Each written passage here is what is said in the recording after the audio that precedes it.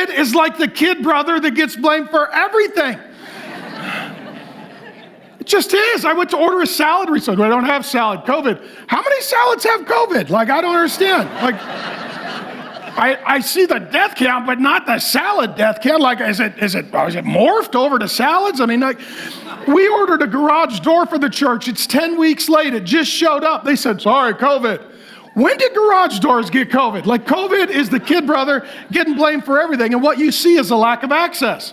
How many of you? School was closed, church was closed, restaurant closed, business closed, water slide park closed, anything that doesn't stink closed. Government's still open. Okay, so, like, could we reverse this? Could we shut down the government and open up the water slide park, please?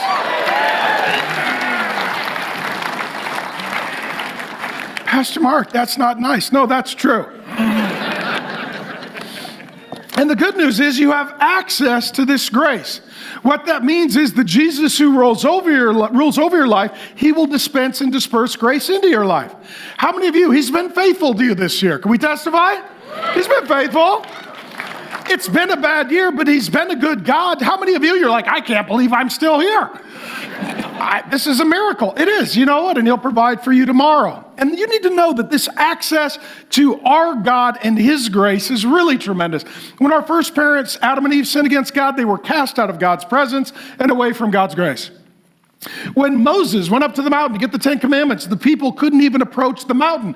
They did not have access to God's presence and grace. When the temple came and the Holy of Holies and the presence of God was on the earth, only one person could enter one time a year. You didn't have access to God's presence. You didn't have access continually to God's grace. Here's the good news. You do now.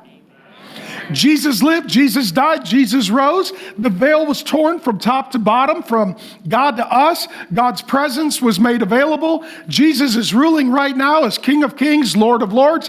He is over all. He knows the future. He rules the future. He's got a plan and a destiny for you, and he's with you through the struggle and the fight.